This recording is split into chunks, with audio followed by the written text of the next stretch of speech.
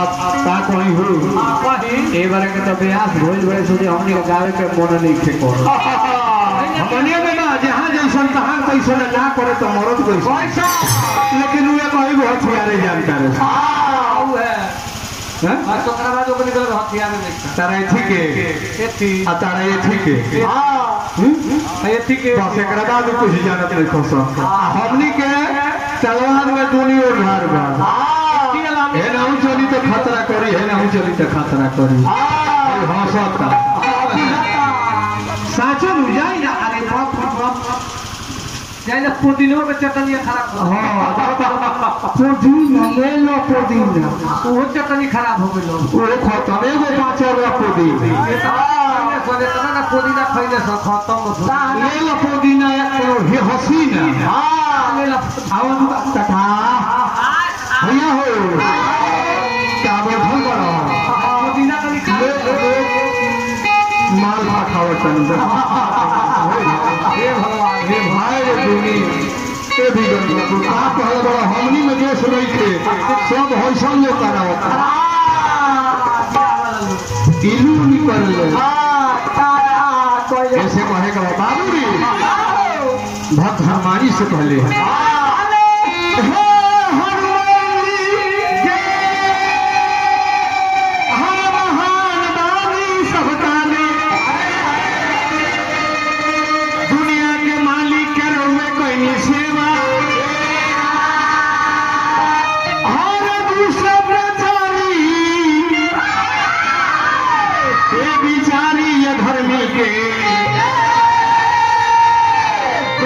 सफाई को के हमला जान लेवा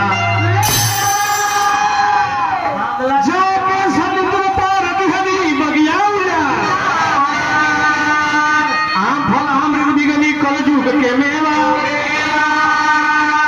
अरे बज का शोक में सशोक बा समाई के अरे सब ही में डर हो कोई नहीं सब हेवा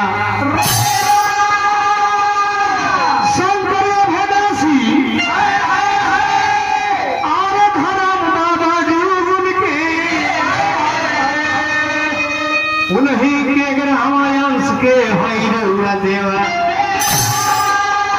ऐसे हनुमान जी ए बाबा बाबा ए बाबा ए बाबा लाले लमोटिया हनुमत लाले बा खड़वा लाले बाटे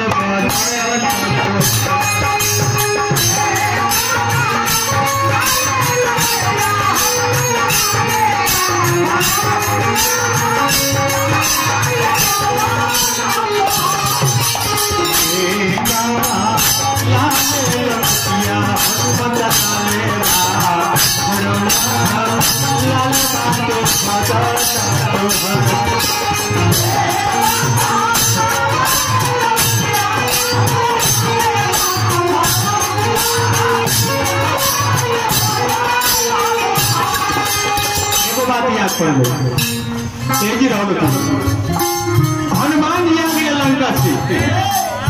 लंका जरा दहले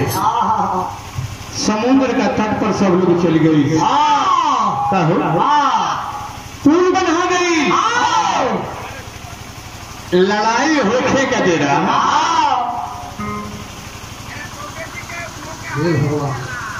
अरे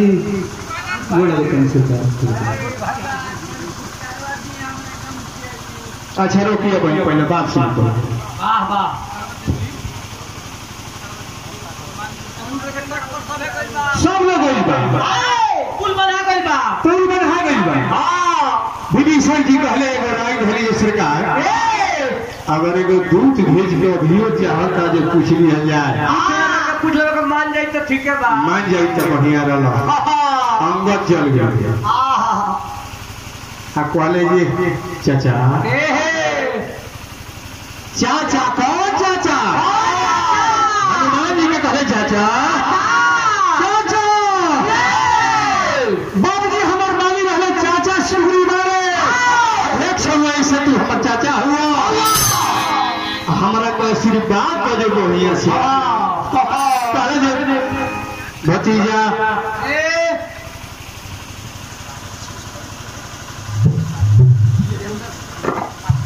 देखिए हमारा रामाशीष बाबू के साधु के लड़का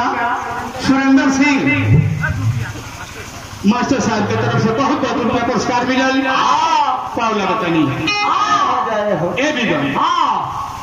अंगद के भेजे गई भगवान कहे जे अंगद खातारा नहीं खे करे या तरह तो इतना जना देवे के बाद ये आइर लाते एगो दूत आई ताकि तू यही से हम कौन है कहूची ए बाबा हर लाले लमुटिया हनुमत लाले बा खरौआ अनाल बाट भगवान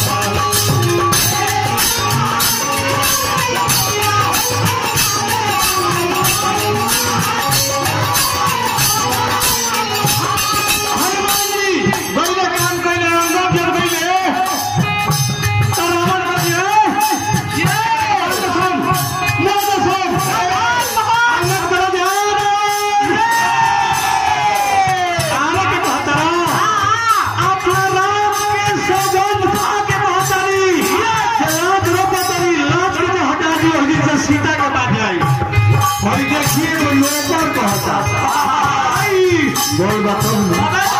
विश्वास बताऊं भगवान पर विश्वास करी ना करो ना मराई भेजो आज सीता के बाद हम कर जाए यही से कहिए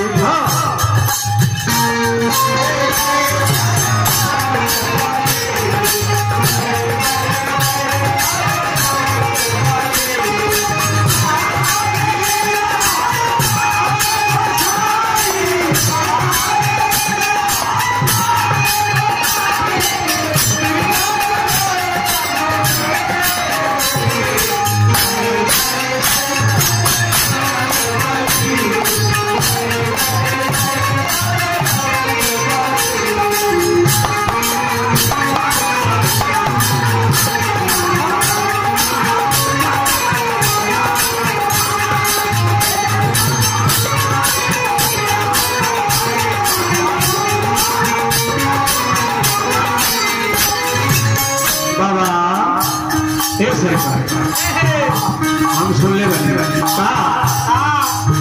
सीता हरण हो चारू दिशा में सीना बचा गई राहुल जी ने दिशा मिलल भगवान बुलौले एगो पहले मुझे जानता रहे लेकिन वो दिशा खतरनाक रहे समुद्र का तट पर जाके सब लोग उठे रहे विचार करता जो ऊपर जाए के बाद खेलों के न जाई जामोन जी कहले जे एगो हमार जवानी रहे एक पृथ्वी के पछरमा कइले रहनी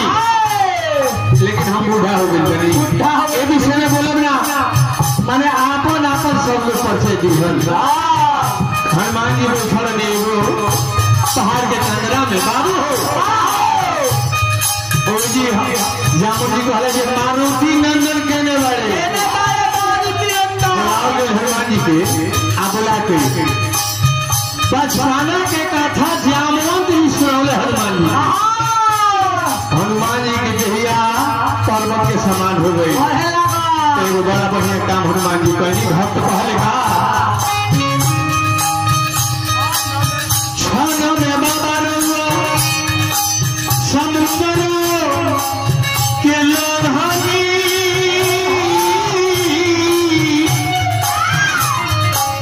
लंकनी के कईनी संघा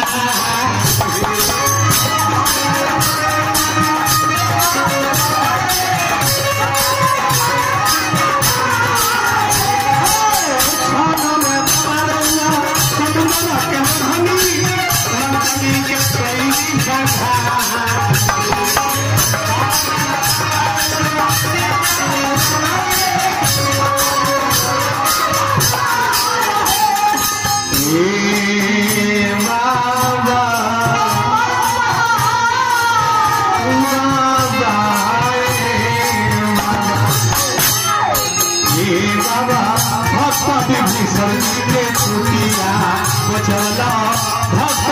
से जी के कुटिया बचौला लंकावा के दीवाना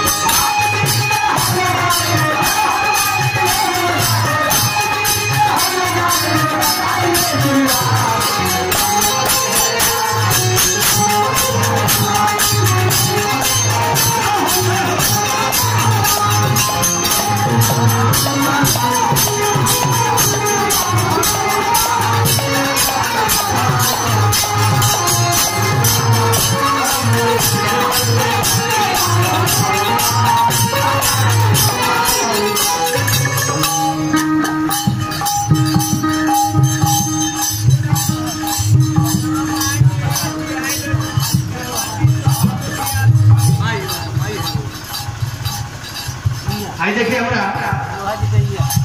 लोहा बाबू के इया जी के तरफ से बहुत बहुत रुपया पुरस्कार मिला हमारे माइये नहीं हुआ तो क्या ओ माई खातिर हम लड़ माई से ए माई खातिर ओ माई से हम लड़ जे माई गोड़वा में काबू रखी और एक जी तरह दरवाजे पर जाके एगो फूल हमार माई चढ़ा इतना जा अब हम लुराई फिर 200 जन्म धरे कब ए माई अपना चिंता करी हो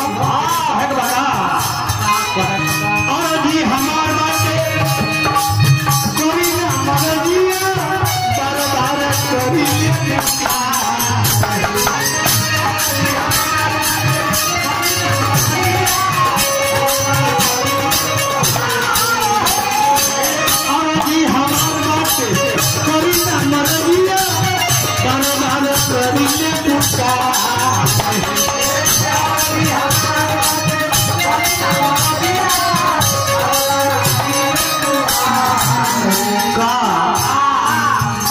अपना राम खातिर कुछ न माई हनुमान जी जब सजाई तो से ये कहले दोसर हमार जवान एक बदल अगर बदल होई त तू जानी ऐसे जन हमरा शान चाहिए ना शानी चाहिए ना धन चाहिए ना दौलत चाहिए अपने मन दे देला त काहे के लेकिन एगो काम जरूर करता ए बाबा विजय चौबे जी के झंडा लहराओ विजय चौबे जी के झंडा लहराओ धर्म में